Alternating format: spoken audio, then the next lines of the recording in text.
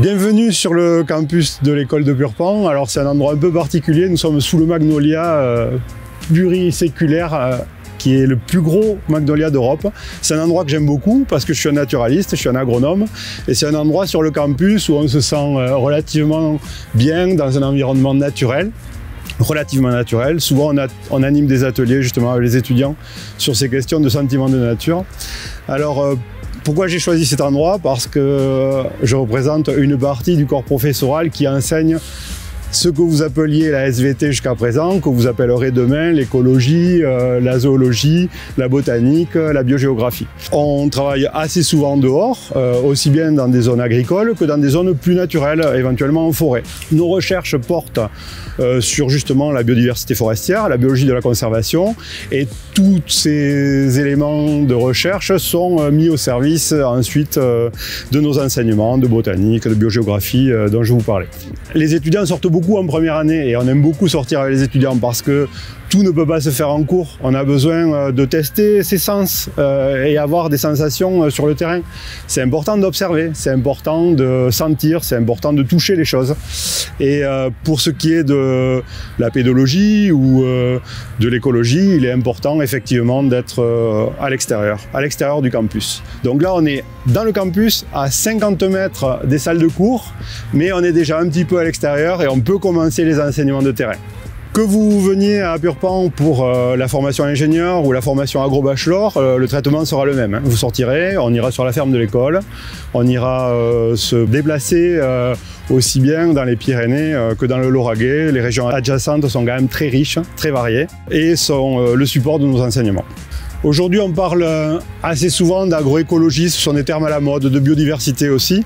Il faut bien comprendre qu'au sein de l'école, aussi bien les agronomes que les écologues vont vous parler de ces différentes disciplines, puisque finalement, il s'agit de concilier des disciplines d'observation, de connaissance des éléments naturels et des services écosystémiques, les services que nous rend la nature, que ce soit dans le cadre de la production agricole ou dans le cadre de la gestion des espaces naturels qui peuvent être adjacents, qui peuvent être autour des exploitations agricoles, voire carrément dans des zones beaucoup plus naturelles comme par exemple les Pyrénées.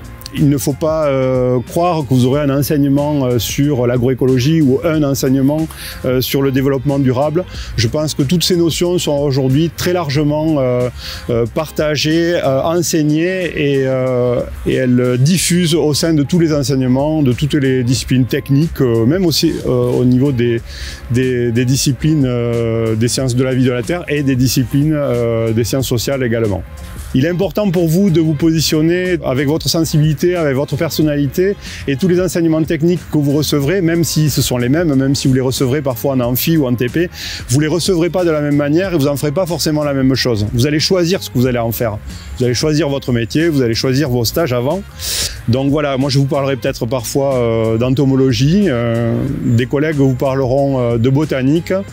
Il est possible que certains d'entre vous développeront peut-être une certaine passion pour ces disciplines, d'autres moins, mais dans tous les cas, les disciplines de l'observation, la capacité à se mettre en situation, ce sont autant d'éléments que vous pourrez mobiliser dans vos activités professionnelles, déjà en stage et puis ensuite vos activités professionnelles.